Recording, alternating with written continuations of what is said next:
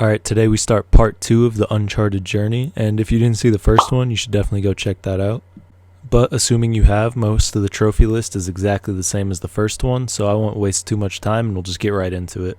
We start the game with Nate severely injured after what seems to look like he's been shot, and this game doesn't waste any time getting right into the action. Luckily, Nate's able to jump off the train before he falls to his death, and then we cut to a flashback. He's met by these two people, Flynn and Chloe, who try to convince him to go try to steal the treasure that Marco Polo left in a museum, to which Nathan of course agrees because he just can't help himself. We then cut back to the present day where Nate's in this snowy region, and I actually end up getting my first trophy of the video for finding the first treasure, and there was a lot more in this game. There was just over 100, so that was fun. And after a little more wandering, we actually end up getting knocked out and then go right back into another flashback. This flashback ends up showing us that Nate and Chloe are actually in a relationship, so that's a weird plot twist. And then once more we go back to the present time where Nate picks up this little thing. I'm sure that won't be important later. And for the last time, we cut 4 months earlier where they're actually executing the mission to steal Marco Polo's treasure. And this whole operation you had to do stealthy just because if you didn't then they'd call the guards and you'd fail the mission immediately. And let's just say I had to get a little used to the mechanics again. But as the mission progressed, we ended up actually getting given a sleep gun. And the thing was actually pretty sick. I don't know why they didn't use it more throughout the game. And I feel like it was important to note that the collectibles were so much harder to find in this game. Like, yes, I was following a guide, but holy shit, they were so much harder to see. And after not too long, we find ourselves inside of the museum and end up taking the Marco Polo lamp. Yoink!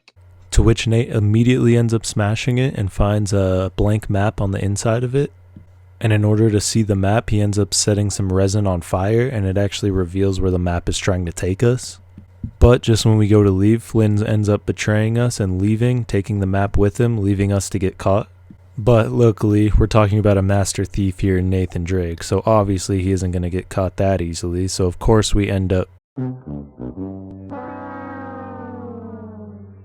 Nate ends up spending 3 months in prison, but luckily for him, he ends up getting rescued by Sullivan, joined by another friend of his. Chloe ends up pleading her innocence with Nate and lets her know that Flynn is working with someone called Lazarevich and that she can help him get to the treasure before them. And obviously this motivates Nate. Their plan is to activate some bombs around the camp and set them off when they see Lazarevich. That way all the men will leave and that he can go take a look at what they have planned. And at one point Nate and Sullivan end up wanting to run a fade, which helps me get this trophy for getting a kill using our fists. And when we finally get eyes on Flynn and Lazarevich, we end up setting off the bombs in order to distract them. But before I made a sprint to the plans, I ended up grabbing this treasure to make it 20 total. We learn that Lazarevich is looking for Shambhala, aka Shangri-La, and he's also looking for the Chianti stone, and he's following Marco Polo's path. Also in the notes, Nate learns of a golden passport, which he doesn't fully understand at the time. And in true Uncharted fashion, we of course end up getting ambushed, but it's not all bad because I did end up getting a trophy for getting 20 headshots. And also in true Uncharted fashion, we get to blow some shit up in order to save Sullivan. And we end up making our way inside of this cave to try to find Marco Polo's expedition, but unfortunately all we see is scenes that look like they're straight out of a Diddy party.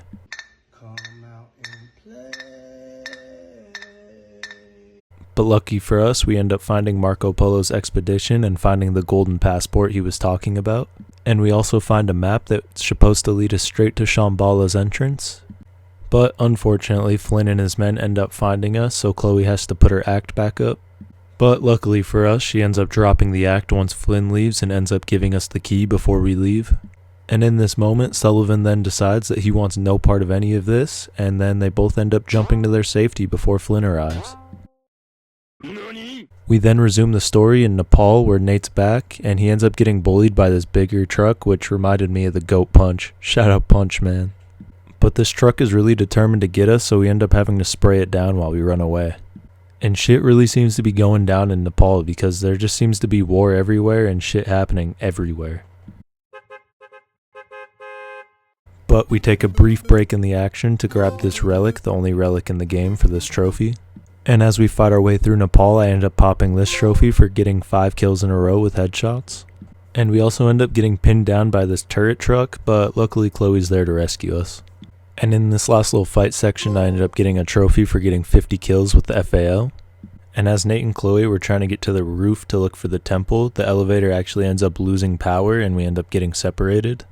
So our next objective is to jump and go find the power to fix it.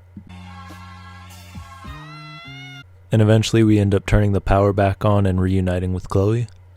And as we try to make our way to the roof, we end up running into a helicopter. And it ends up dropping us into a broken building with a bunch of enemies. And this is the first part of the game I actually started to struggle a little bit because you have to have it on crushing difficulty. It was a little bit of a challenging area. But eventually I was able to lock in and finally shoot the helicopter down. And as Nate was on his way to go find the temple he was looking for, he ends up running into an old friend, Elena. She's of course there to cover the news story about the war going on in Nepal, and she also introduces herself to Chloe, and Nathan starts letting his mind run wild of the possibilities. And even though Chloe wants nothing to do with them, Nate tells her that they're coming along with them. And right after that cutscene, I fat-thumbed my controller to get this trophy for opening camera mode. Big, meaty claws! And as we were making our way to the temple, Chloe ends up cutting me off. I'll remember that. After arriving at the temple, we find the statue that we have to do a little puzzle on in order to open it up. And after using the golden passport, we're able to open a secret passageway to go underground. And then we end up having to solve a few more puzzles in order to get this guy to open his mouth. Hey, yo! And this time we learn that Shambhala is somewhere in the Himalayan mountains. And of course, once again, we end up getting ambushed, where I get this trophy for getting 30 kills with grenades. And I'm not quite sure how I got this. I can only assume it's because he was trying to throw a grenade at me and I shot him before he could throw it. And also while down there, I found this riot shield, which made getting through them really easy. And they brought a lot of reinforcements, because I also ended up getting this combat trophy for getting 50 kills with the pistol. When we get back to Elena and her cameraman, we end up finding out that her cameraman got shot while we were in the cave. And Nate, being the good guy he is, tries to end up rescuing him, only for Lazarevich to find us and kill the cameraman anyway. Less competition for Nate, I guess. But before Nate and Elena get fully captured, they actually end up making a distraction so that they can get away. And Nate really can't help himself, because the first thing he tells Elena is that he wants to go rescue Chloe. And as we went to go find her, I ended up getting this trophy for collecting 40 treasures. And there was this one particular section here where I could just not stay alive. For whatever reason, you had to hang on this sign and kill these guys. But it seemed like whichever direction I was facing, they were the opposite and would just melt me immediately. I was there for so long, I even ended up popping 2 trophies in the process. I got this one for killing 20 enemies while hanging, and this other one for getting 100 headshots.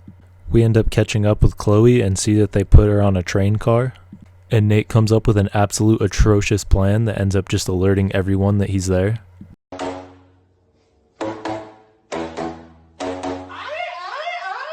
And this made my life so much harder than it needed to be, because there was about 20 enemies in every direction, no exaggeration. But eventually Elena ends up saving us and drives us all the way to the moving train where Nate jumps on. And although I will admit there was a few challenging parts that were frustrating about this mission, it was definitely the most iconic and best part of this game.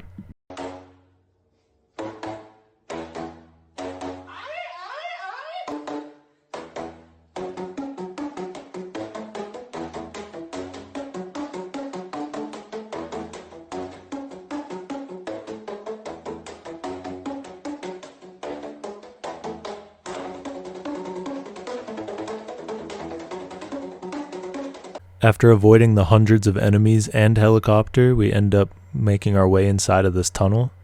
And while here, I end up getting the trophy for getting 30 kills with the revolver. And I'll have to admit, this section was just as challenging as the last one, and at one point I even ended up dying to someone who I just couldn't see whatsoever. Are you sure about that? And I'm not gonna lie, what also made this challenging is they were all wearing super heavy armor, had super crazy guns, and there was just a lot of them overall. Oh, and you know, the jump mechanics suck sometimes. Oh, and they also brought a juggernaut on the train, so that's cool. But lucky for me, he ended up standing on the stupidest thing possible, so I was able to shoot him off relatively easily. And right after, I popped this trophy for getting 20 kills with this little shotgun pistol. And just when you thought the train sequence couldn't get any worse, the helicopter came back. After slowly and painfully making our way down the train, I was able to find this turret that helped me take the helicopter out. And then our last obstacle on the train, we ended up running into this little mini boss, and he didn't die no matter how many bullets I shot him with, but as soon as I went to punch him, he died, so I'm not sure how that works. Nate ends up catching back up with Chloe and lets her have a piece of his mind, but he's very shortly interrupted because he gets shot in the stomach. Now back to the beginning. If this scene looks familiar, well, congratulations, you've been paying attention. We're back to the start of the game. And we pick up where we left off, making sure to grab our key. And in this next section of the game, I made sure to use stealth because they sent a bunch of juggernauts after me. And I was actually rewarded for doing this because I got a trophy for getting 50 kills with hand-to-hand combat. And being in the freezing cold for that long and also bleeding out catches up with Nathan because he ends up passing out.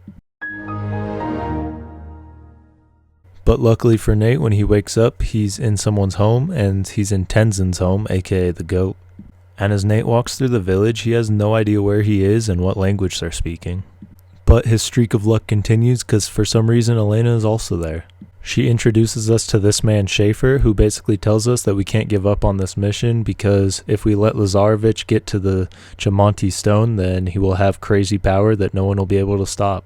He sends us down to go find his men in the caves, and he sends Tenzin to go do this with us. And while we're down exploring the caves, we end up running into this crazy Yeti looking thing. And somehow, some way, Nate and Tenzin end up fighting one off and it ends up running away.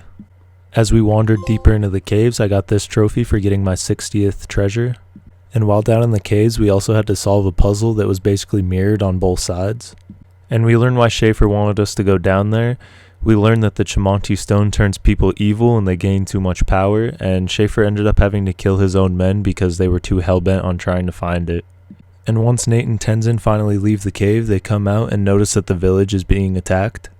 And this was no regular ambush, they really wanted us dead, and I was even getting spawn trapped at one point.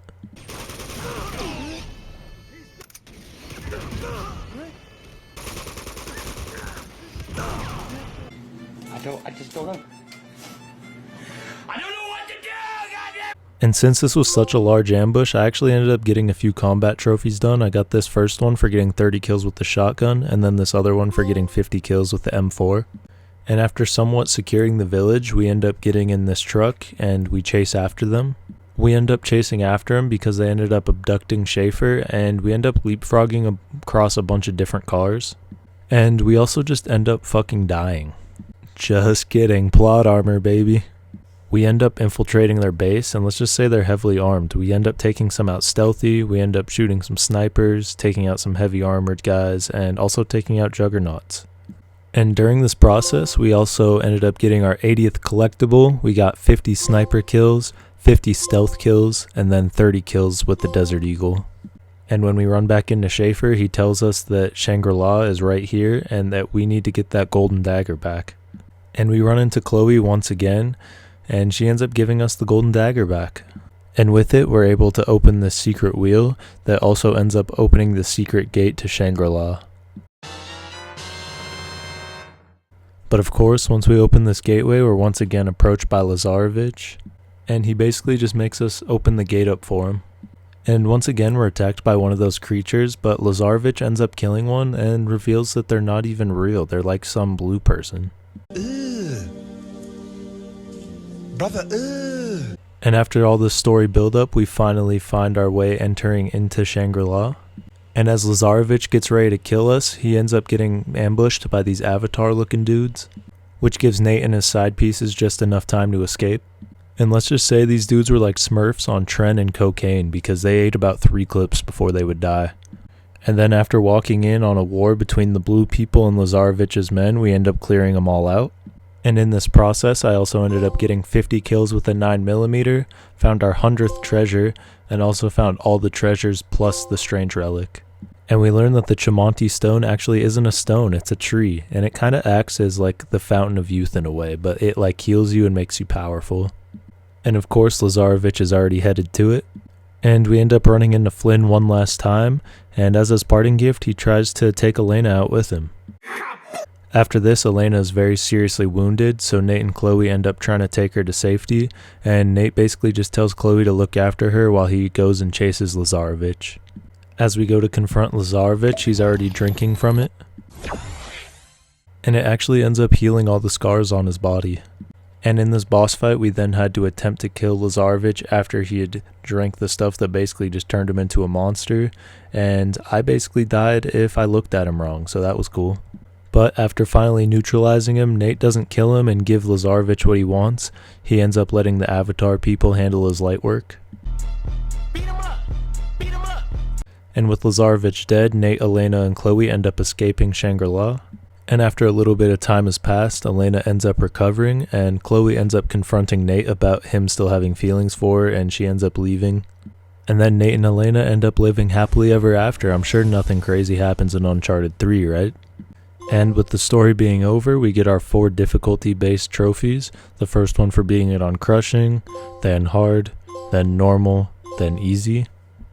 And since the cleanup for this game is basically the same as the first one, I won't spend a bunch of time on it. We got 30 kills with the RPG, 50 kills with the grenade launcher, 20 hipfire kills, 50 kills with the SAS shotgun, 75 kills in a row without dying, 250 total headshots, getting grenade kills while hanging from a ledge, getting 5 kills with 1 explosive, defeating 10 enemies in a row with hand-to-hand combat, killing 20 enemies with 1 punch after weakening them with gunfire, a trophy that gave me trouble in the first game but not the second one, killing 10 enemies in a row with 1 punch. And with those out of the way, we started the speedruns on Chapter 3. We had to activate 4 different bombs, show some people why Nate should be in the UFC, and escape from the jungle in under 7 minutes in order to get this trophy. The next speedrun was on Chapter 5. We had to outrun the truck, do some parkour around the map, and not get lost, which I did multiple times, not gonna lie. And we made it all the way to the exit in under 7 minutes for this trophy. And for the last speedrun, we had to speedrun the train mission. We very quickly had to kill all the enemies, avoid all the obstacles, and distract the helicopter so we could open the door and escape, and I ended up doing it 9/10 of a second too late. They ask you how you are, you just have to say that you're fine. So I ended up doing it once again, but this time I did it correctly and got the trophy for doing the speedrun, and then right after that I got the platinum following it. My overall thoughts on this game was that I think it was a big step up from the first Uncharted. Not that the first one was bad, but I think this one just took what the first one did well and improved upon it. And overall, I just really liked the storytelling in this game, so definitely one of my favorite platinums I've done on the channel so far. But if you guys did enjoy, please leave a like, comment, and subscribe, and I'll see you soon for part 3. Peace.